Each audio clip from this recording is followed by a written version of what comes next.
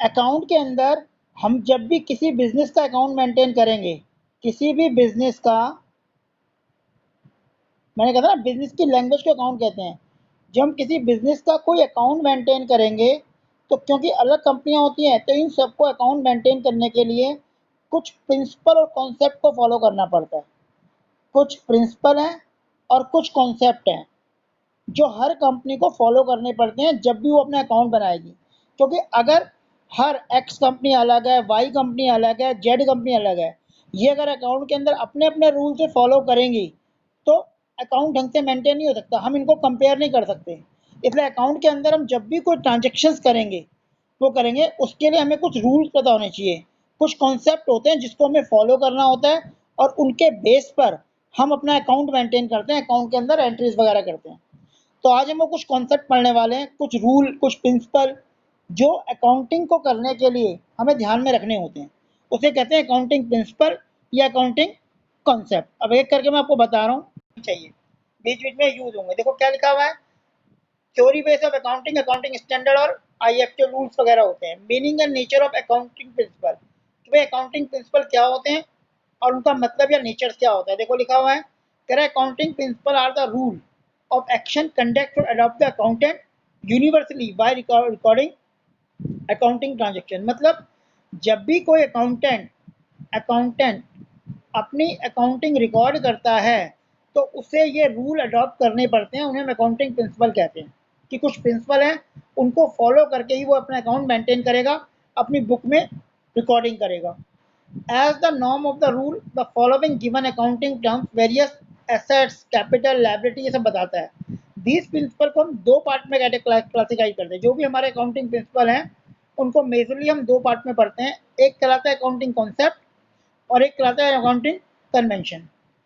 अब accounting concept क्या होता है, क्या they are general accepted accounting base rule, जो जनरली हर अकाउंटेंट को एक्सेप्ट करने पड़ते हैं। अभी हम पढ़ेंगे आगे कौन से ऐसे रूल हैं जो हर अकाउंटेंट को अपना अकाउंट मेंटेन करते टाइम रूल फॉलो करने पड़ते हैं।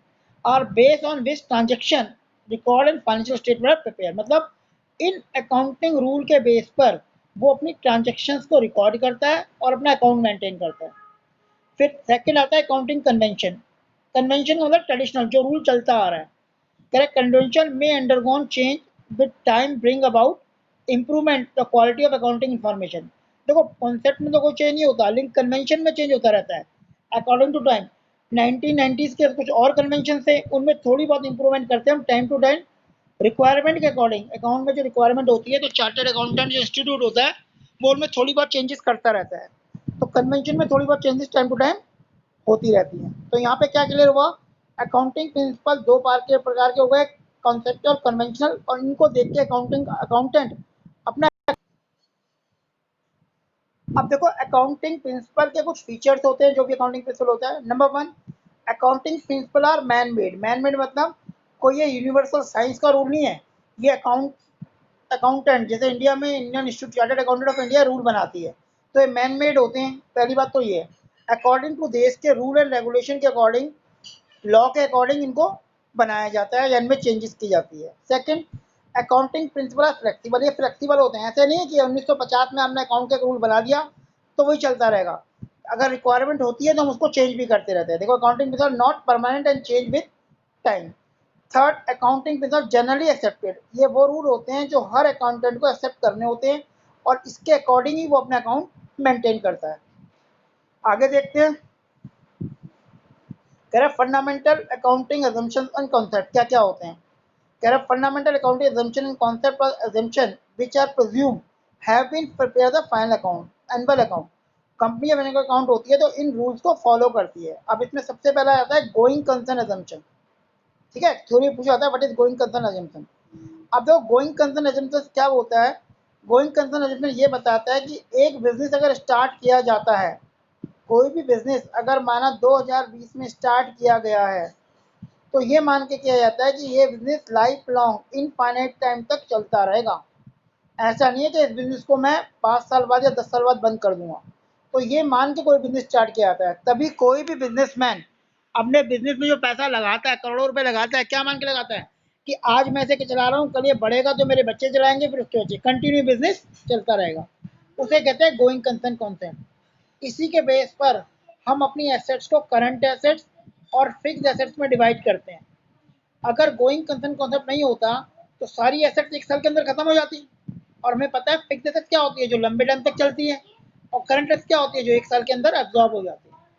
तो देखो यहाँ लिखा है on the base of concept fixed assets are record at their original cost and depreciation with systematically manner without refer of the market. इसमें इसकी पूरी डेफिनेशन नहीं है, मैं दोबारा डेफिनेशन आपको भिजवा दूंगा बुक में से। गोइंग कंसर्न बस ये बताता है कि एक बिजनेस जब स्टार्ट किया जाता है तो ये मान के किया जाता है कि लाइफ लॉन्ग चलता रहेगा।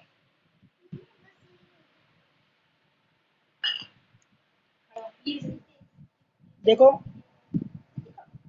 सेकंड प्रिंसिपल आता है कंसिस्टेंसी एजम्पशन, जो सेकंड एजम्पशन है।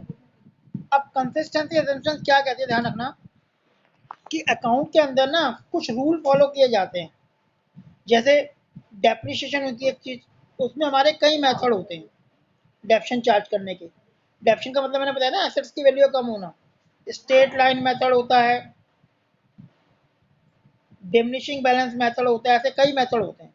तो कंसिस्टेंसी ये बोलती है कि जो मेथड आपने एक बार अडॉप्ट कर लिया, आप उसी मेथड को फॉलो करोगे, अगर उसमें चेंजेस करने की जरूरत नहीं है, तो उसे कहते हैं कंसिस्टेंसी अजम्पशन। देखो लिखा हुआ है according to consistency assumption account prepare practice once selected and adopted should be applied consistently year after year. जो भी आपने रूल फॉलो कर लिया, कोई मेथड फॉलो कर लिया, तो आप कंटिन्यू उसी मेथड को फॉलो करोगे, उसमें चेंजेस नहीं करोगे जब तक जरूरत ना हो। The concept help for better understanding of accounting information and make it comparable। अगर हर कंपनी XYZ कंपनी किसी पर्टिकुलर चीज के लिए एक ही मेथड यूज कर रही है, माना डेप्रिसिएशन का एक मेथड है स्ट्रेट लाइन मेथड, अगर वही यूज करे ये कंपनी भी, ये कंपनी भी, ये कंपनी भी, तो हम इन तीनों कंपनी के अकाउंट को कंपेयर कर सकते हैं कि कौन सी कंपनी बेटर है। अगर कंपनियां अलग मेथड यूज करेंगी तो हम उनका कंपैरिजन नहीं कर सकते। इसलिए कंसिस्टेंसी ये कहता है कि एक बार जो मेथड फॉलो कर लिया उसको वही फॉलो कंटिन्यू आप कंटिन्यू करते हैं।